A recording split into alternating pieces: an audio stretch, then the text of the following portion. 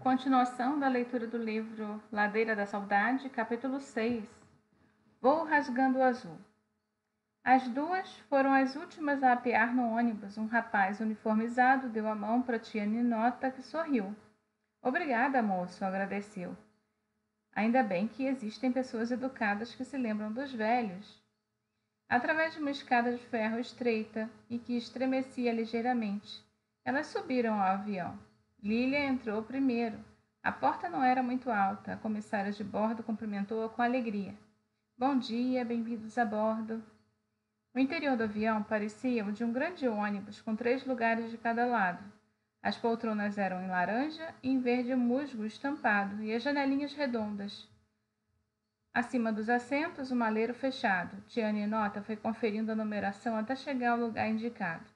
Havia um rapaz sentado junto à janela. Ele fez que não viu as duas. Já vai começar a encrenca, suspirou a tia, aborrecida. Por que as pessoas não se assentam no lugar reservado para elas? E estendeu a passagem diante do nariz do rapaz. Meu jovem, por acaso você não aprendeu a ler? Ele olhou displicente. O quê? O seu lugar não é esse que você está ocupando. A senhora insiste em que eu mude de lugar? Rapazinho, se eu estou lhe dizendo que seu lugar não é esse, é sinal que eu lhe insisto que você ocupe o seu lugar. É por isso que hoje em dia não existe mais ordem no mundo. Ninguém respeita mais o que pertence aos outros. Ouvindo aquilo, Lilia até fechou os olhos, mas deu razão à tia, porque queria sentar-se na janela. Dali a pouco acendeu-se o letreiro luminoso recomendando às pessoas que apertassem o cinto. Ao mesmo tempo, começou a soprar o oxigênio geladinho do teto.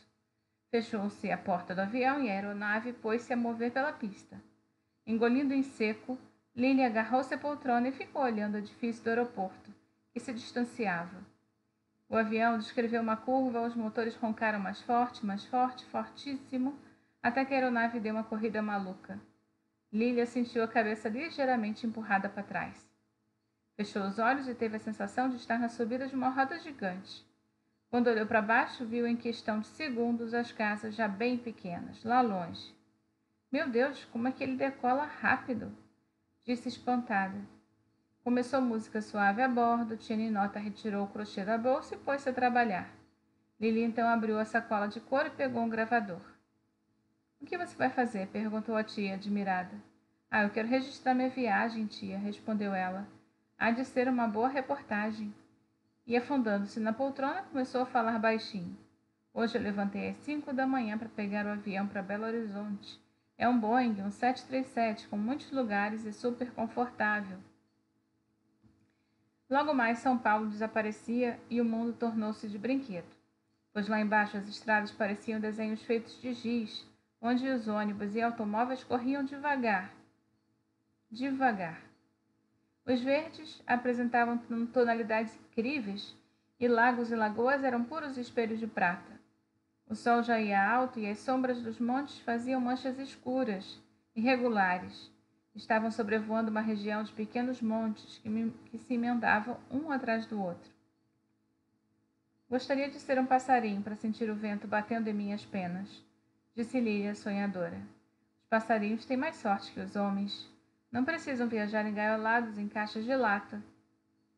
Desligou o gravador, pois as comissárias traziam chá, leite, chocolate, café. Lilia escolheu chocolate e recebeu uma bandeja coberta por celofane, onde havia talheres de plástico, guardanapo, pão torrado, geleia, manteiga, queijo mole, queijo duro, bolachas, açúcar e um delicioso bolo de chocolate com chantilly e cereja. Ela devorou tudo e ficou de olho comprido no doce da tia, que não gostava de bolo. Por isso, quando iam recolher as bandejas, Lilia, sem cerimônia, esticou a mão e pescou o bolo antes que o levasse embora. Você hoje está bem disposta, não está? Sorriu tia Ninota. Em jeito pancada, mas doce de jeito nenhum. Em jeito não. Respondeu a sobrinha, lambendo os dedos. Se Dona Flávia visse aquilo. O voo continuava deliciosamente tranquilo. Agora não se via mais nada lá embaixo, senão o branco interminável do piso das nuvens, pois estavam a 10.000 metros de altura. Uma criança chorou lá no fundo e a música de bordo continuava. Enquanto Lilian ia pensando, o que iria encontrar em Ouro Preto. Sabia ser uma cidade histórica, patrimônio não só brasileiro, mas também considerada pela Unesco como monumento histórico mundial. Mas como seria a cidade? Lília já havia visto muitos postais, revistas, tinha ouvido falar a respeito das famosas igrejas, do barroco mineiro, do Aleijadinho. Mas o que era tudo aquilo na realidade? Uma coisa era ver fotografias, escutar pessoas falando, outra bem diferente era chegar, ver e apalpar. Dali a pouco ela percebeu que o avião pendia para a frente e o relógio marcava 10 para as 8. Já estamos chegando, disse a tia, guardando o crochê na bolsa. Que rápido, admirou-se Lília. De ônibus são quase 10 horas. Mas de avião são apenas 45 minutos. Minha querida, observou a tia.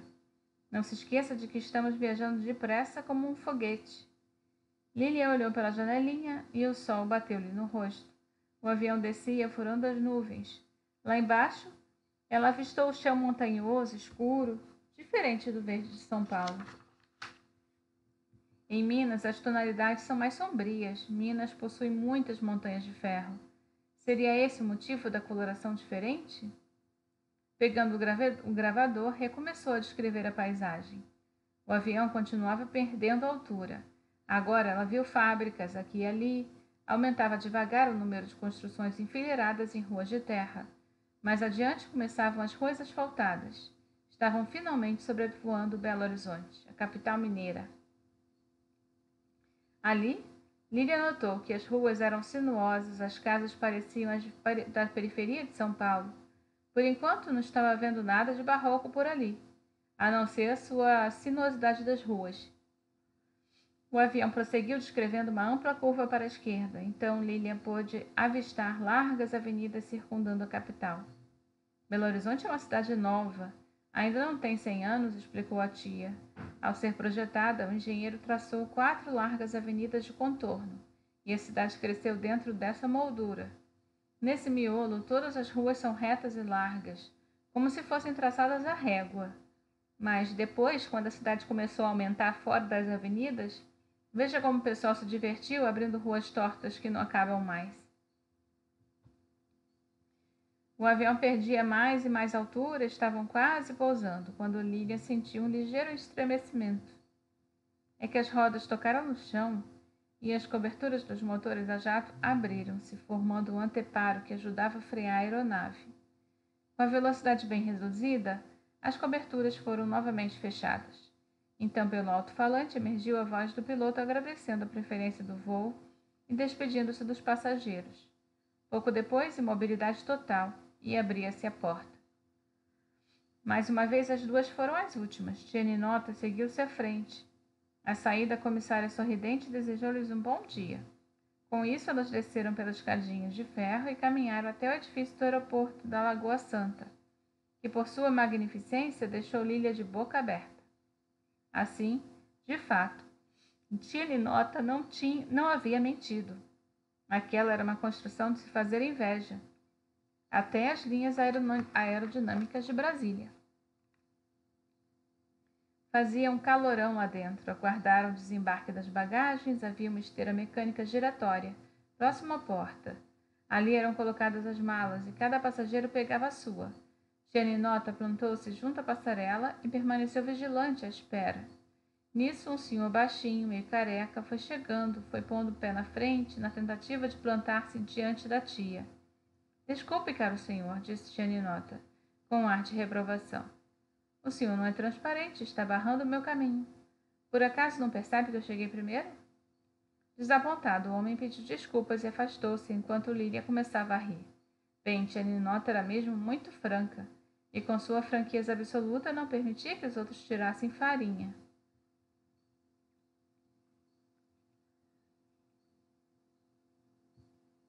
Capítulo 7. A cidade presépio de torres de igrejas.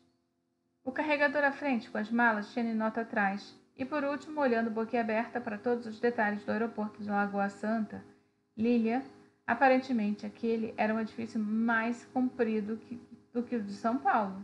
Ou não seria? Nem deu para a garota examinar todos os detalhes, pois a tia estava com pressa de pegar o carro.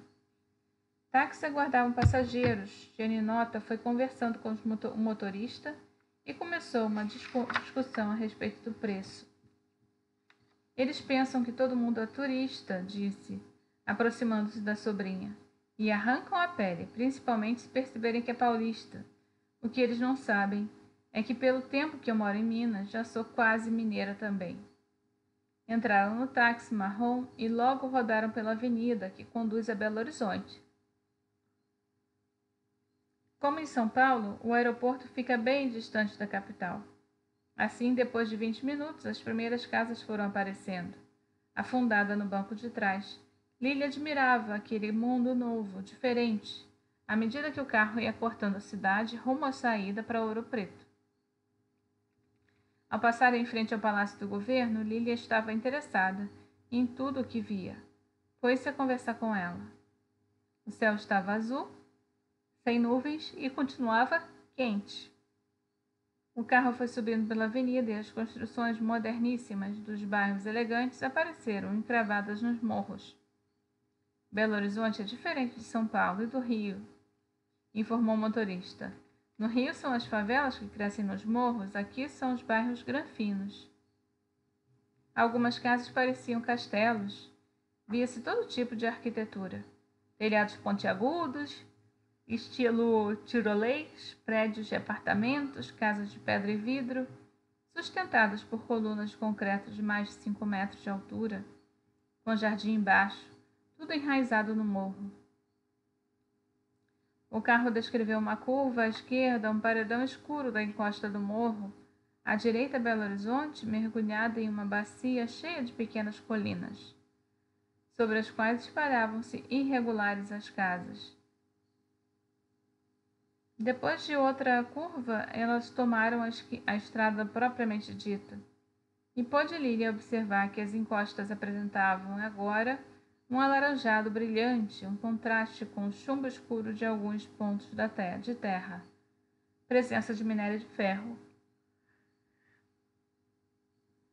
Microfone junto aos lábios e ela foi gravando. A pista de asfalto não é toda dupla. Do fundo de um abismo onde começa a Serra del Rey, estão construindo as bases de um novo viaduto para ampliar a pista. Menino, como é fundo. Deve medir mais de 100 metros. Lá embaixo corre uma cascatinha de meio das pedras e tem muito verde. O carro pegou uma descida e Lilia viu o solo que ficava mais escuro. Parecia que pesadas nuvens de chuva haviam descido à terra. Ali funcionava a mineração Vale do Rio Verde, que extraía minério de ferro do coração das sombrias montanhas, cortadas pela metade por escavadeiras. Mais adiante, pela direita, havia uma churrascaria e um motel. Pouco mais à frente, o posto Retiro das Pedras. Gianinota e o motorista conversavam animadamente. Lilia continuou gravando. Estamos passando diante do Vale do Sol, onde uma grande lagoa reflete o céu azul. Como é que as águas conseguem copiar o azul do céu? Isso eu gostaria de saber. Ei, espere, que eu estou vendo ali. Parece uma muralha de cedros rodeando várias casinhas brancas. Puxa, que sossego deve ser viver lá dentro. O lugar chama-se Shangri-La. Eles passaram pela churrascaria Barrigão. O fundo da paisagem era entrecortado por serras de azul negro que costuravam ao horizonte a terra. Pela primeira vez na vida, Lilia viu uma roda de água parada entre duas mangueiras e um caminho de margaridas brancas, tocadas pelo vento que parecia um grupo de crianças brincando. Aqui é a bifurcação da estrada, explicou o motorista. Pela direita é o caminho para Congonhas do Campo. Para a esquerda fica Belo Horizonte, Ouro Preto, desculpa. Lilia esticou os olhos e pensou, preciso dar um jeito de conhecer Congonhas também. O carro descia mais rápido, logo eles passavam pela usina Esperança. Pouco depois de uma ponte, estava Itabirito, uma cidadezinha crescendo nas encostas do morro e poeticamente esparramada no vale. Aqui nasceu um grande técnico de futebol, em Itabirito, falou o orgulhoso motorista. Qual o nome? Qual o seu time favorito? Perguntou Lilia. Como bom mineiro, é claro que eu sou atlético, respondeu ele numa gargalhada. Pouco a pouco, Lilia começou a perceber que as cidades mineiras eram diferentes das cidades paulistas. Em Minas, tanto as casas quanto as igrejas tinham outro estilo. Linhas curvas, muitos arabescos, telhas grandes e escuras. Enquanto em São Paulo, as linhas eram retas e modernas. Em Minas, ela teve a impressão de estar mergulhando em um livro de história, com as cidadezinhas, um vale e igreja, sempre em um ponto mais alto, como lhe disseram. Lembre-se, estou aqui, vigilante e firme.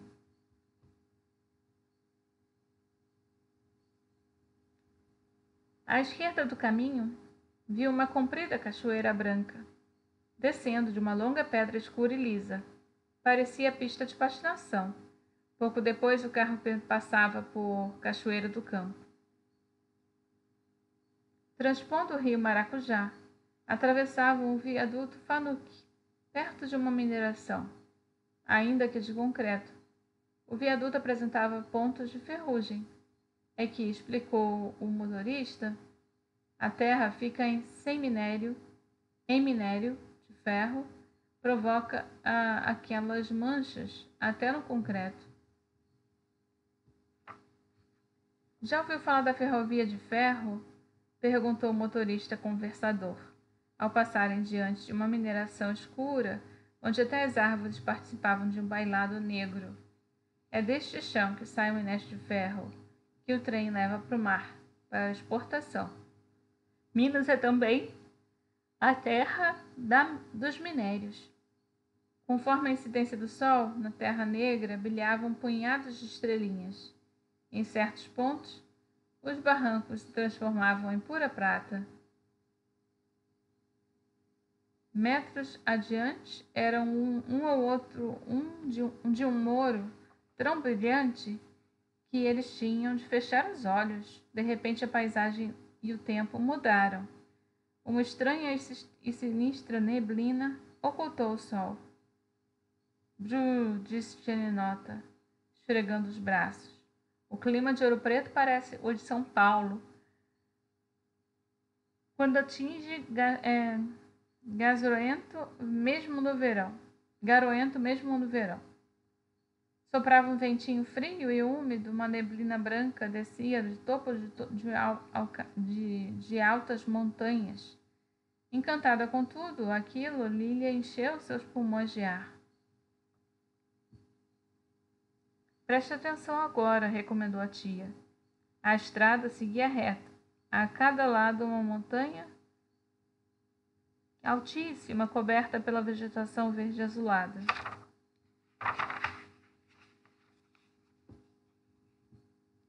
Parece que estamos entrando em um palco e as montanhas são as cortinas laterais, murmurou Lilia, encantada. Verdade, as altas montanhas lembravam pilastras sustentando o céu. Chegamos, anunciou a tia com alívio. O carro venceu uma pequena distância e de repente a garota viu afundado em um vale forrado por um lençol azul-verde marinho que subia pela cadeia de montanhas, a cidade presépio semeada por uma trajetória majestosa de igrejas e de capelas. Meu Deus, que maravilha!